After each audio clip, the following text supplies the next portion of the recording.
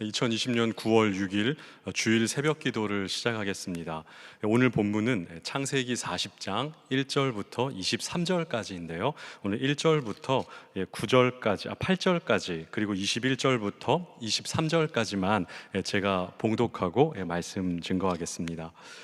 그 후에 애굽 왕의 술 맡은 자와 떡 굽는 자가 그들의 주인 애굽 왕에게 범죄한지라. 바로가 그 두 관원장 곧 술 맡은 관원장과 떡 굽는 관원장에게 노하여 그들을 친위대장의 집 안에 있는 옥에 가두니 곧 요셉이 갇힌 곳이라. 친위대장이 요셉에게 그들을 수종들게 하매 요셉이 그들을 섬겼더라. 그들이 갇힌 지 여러 날이라. 옥에 갇힌 애굽 왕의 술 맡은 자와 떡 굽는 자 두 사람이 하룻밤에 꿈을 꾸니 각기 그 내용이 다르더라. 아침에 요셉이 들어가 보니 그들에게 근심의 빛이 있는지라. 요셉이 그 주인의 집에 자기와 함께 갇힌 바로의 신하들에게 묻되 어찌하여 오늘 당신들의 얼굴에 근심의 빛이 있나이까. 그들이 그에게 이르되 우리가 꿈을 꾸었으나 이를 해석할 자가 없도다. 요셉이 그들에게 이르되 해석은 하나님께 있지 아니하니이까 청하건대 내게 이르소서. 21절입니다. 바로의 술 맡은 관원장은 전직을 회복하매 그가 잔을 바로의 손에 받들어 드렸고 떡 굽는 관원장은 매달리니 요셉이 그들에게 해석함과 같이 되었으나 술 맡은 관원장이 요셉을 기억하지 못하고 그를 잊었더라. 아멘. 여러분, 요셉은 꿈 때문에 지금 이곳까지 팔려와 있습니다. 요셉은 두 개의 꿈을 꾸었습니다. 11개의 볕단이 자신의 볕단에게 절하는 꿈을 꾸었고 또 해와 달과 11의 별이 자신에게 절하는 꿈을 꾸었죠. 요셉은 이 꿈 때문에 17의 나이에 애굽까지 팔려왔습니다. 그리고 애굽의 친위대장 보디발의 집에서 또 충성스럽게 일을 했지만 아내의 유혹과 또 그 밀고로 억울하게 이제는 감옥까지 들어와 있게 된 것이죠. 세겜에서 애굽으로 그리고 보디발의 집에서 감옥으로 요셉의 인생은 꿈을 꾼 이후에 계속해서 하강하는 내리막길 인생이라고 평가할 수 있습니다. 하지만 성경은 이런 요셉을 향해서 계속해서 여호와께서 함께 하시는 형통한 인생이라고 평가합니다. 여러분, 왜 그럴까요? 그 뒤에서 계속해서 일하시는 여호와 하나님이 계시기 때문에 그렇고 또 그 하나님으로 인해서 암울한 환경 속에서도 뭔가 다른 소망의 증거들을 발견할 수 있기 때문에 여러분, 우리는 요셉의 인생을 하나님께서 함께 하시는 형통한 인생이다 이렇게 평가할 수가 있을 것입니다. 보디발의 집에 팔려왔지만 또 범사가 형통함으로 보디발은 요셉을 가정 총무로 삼았고 그리고 감옥에 잡혀왔지만 감옥에서도 간수장은 요셉에게 재반 사무를 맡기는 일들을 시켰습니다. 암울한 인생의 내리막길에서도 하나님이 함께 하시는 분명한 증거들이 있기에 요셉은 형통한 삶을 살았다 우리는 평가할 수가 있는 것이죠. 여러분, 이렇게 살아가고 있는 요셉에게 어느 날 고위공직자 두 사람이 잡혀옵니다. 하나는 술 맡은 관원장이었고 또 하나는 떡을 굽는 관원장이었습니다. 오늘날로 말하면 그냥 주방장과 그리고 술 따르는 하인처럼 느껴지지만 당시의 이 애굽의 문화 속에서 이들은 왕의 가장 가까이에서 왕을 독살하려는 그런 시도들을 막아주는 아주 높은 고위 관리들이었습니다. 여러분, 이들이 무슨 이유로 지금 요셉이 잡혀 있는 감옥에 들어와 있는지 성경은 우리에게 분명하게 이야기해 주지는 않습니다. 하지만 우리가 이들의 역할을 통해 추정해 보건대 아무래도 이들이 왕에게 올려드렸던 술이나 떡이 문제가 되어서 여러분, 이들은 지금 감옥에 붙잡혀 온 것 같습니다. 이들이 어느 날 한 꿈을 꾸게 됩니다. 그 꿈으로 인해서 이들은 근심하기 시작하는 것이죠. 어제까지 고위공직자의 신분으로 살아가다가 왕의 독살 혐의로 이들은 지금 조사를 받는 중일 수도 있고 이들은 그 혐의 때문에 감옥에 갇혀와 있는데 어느 날 이들은 심상치 않은 꿈 하나를 꾸게 된 것이죠. 그렇기 때문에 그 꿈이 자신들의 어떤 삶에 중요한 영향을 미치는 꿈으로 이들은 인식했을 것입니다. 여러분, 이들의 마음이 얼마나 심란했겠습니까? 여러분, 오늘 우리는 이런 꿈들을 그냥 이제 개꿈으로 지나치는 경우가 있지만, 우리도 삶을 살아가면서 여러분 가끔 문득 뜻하지 않았던 인물들을 꿈에서 만나거나, 그리고 정말 기이한 일들을 여러분 꿈에서 접할 때 여러분 우리도 때로 이러한 인식들을 하지 않습니까? 한 주 전에 여러분 저에게 영국에서 연락이 왔습니다. 제가 유학 생활을 할 때 아주 친하게 지내던 이제 그 청년부의 간사님 부부였는데, 그 자매가 급하게 저에게 연락이 왔어요. 목사님, 조심하십시오. 왜 그래요? 제가 어제 꿈에 목사님을 봤는데 목사님이 복음을 전하시다가 교회에서 큰 오해를 사서 아주 곤란해지는 꿈을 제가 꿨거든요. 목사님, 조심하셔야 합니다. 이렇게 제가 연락을 받았습니다. 물론 오늘날 저는 이런 연락을 받으면 별로 그렇게 놀라지는 않습니다.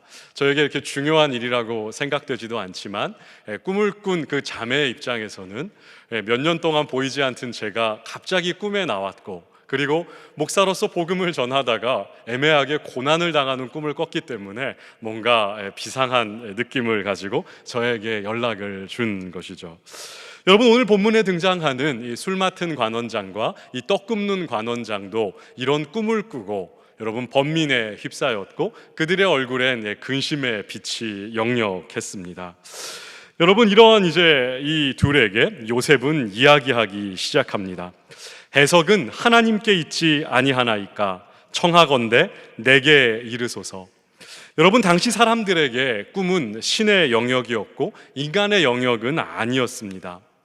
애굽 사람들은 이런 꿈은 해석해주는 해몽가들이 필요하다고 믿었고, 아니면 아주 용한 사람들만이 이러한 꿈을 바로 해석할 수 있다고 당시의 사람들은 생각했던 것이죠.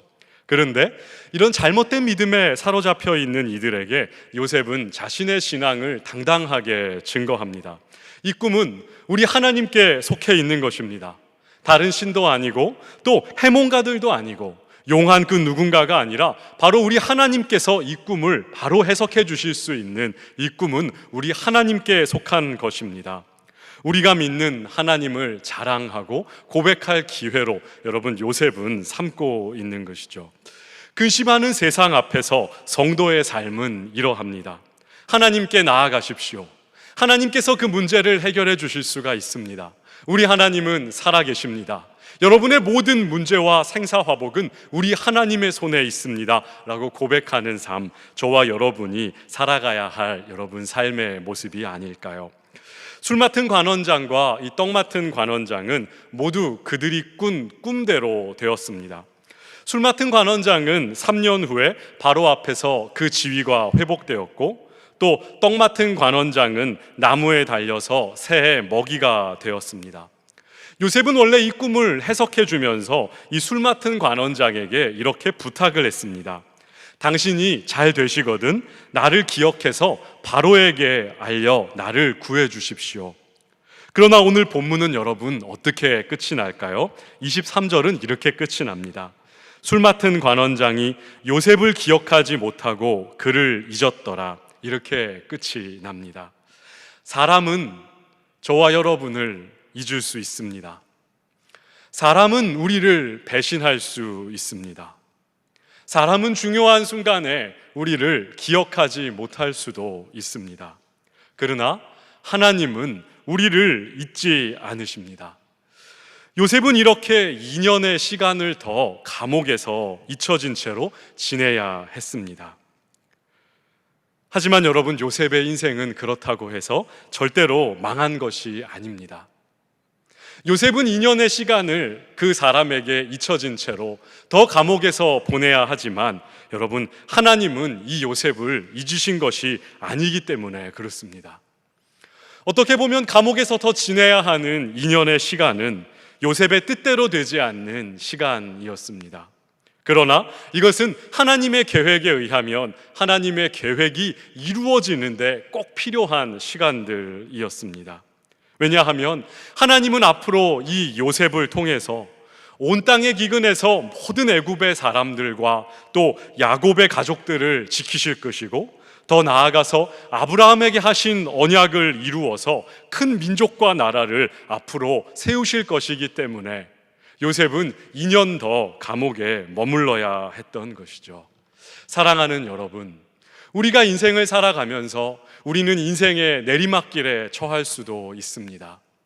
코로나 재확산의 위기 앞에서 5만 4천 명이 넘는 대구의 실업자들이 있고 여전히 실업률은 높아질 가능성이 여전히 많이 있지만 대구의 경제가 어렵고 대한민국의 경제가 어렵고 세계의 경제가 어렵고 또 그 속에서 신앙을 가지고 살아간다는 것은 많은 어려움들을 동반하는 것이기 때문에 저와 여러분은 더 암울한 나날들을 앞으로 마주할 수도 있을 것 같습니다. 그러나 인생의 내리막길에서도 여전히 함께 하시기에 형통한 삶을 살았던 요셉과 같이 저와 여러분도 끝까지 믿음을 버리지 않고 하나님을 고백하고 자랑하는 인생의 길들을 걸어가야 하지 않을까요? 때로 사람은 우리를 잊을 수 있고 우리를 기억하지 못할 수 있고 우리는 사람들에게 잊혀져서 절망의 나락의 끝에 매달려 있을 것 같지만 그 속에서도 여전히 하나님께서는 일하고 계시고 여전히 하나님께서는 저와 여러분에게 함께하여 주심을 믿으면서 우리는 계속해서 믿음으로 이 땅을 살아가야 하는 것이죠. 사랑하는 여러분, 오늘 복된 주일입니다.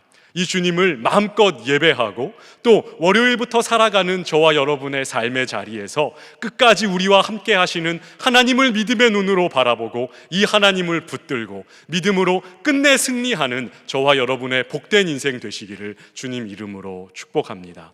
오늘 말씀을 위해서 또 생각하면서 같이 기도하고 또 복된 주일이지만 온라인으로 예배를 드리는 모든 성도님들의 가정에 하나님께서 주시는 굳센 믿음 함께 하기를 우리 같이 기억하고 기도하는 귀한 시간 갖도록 하겠습니다. 함께 기도하겠습니다.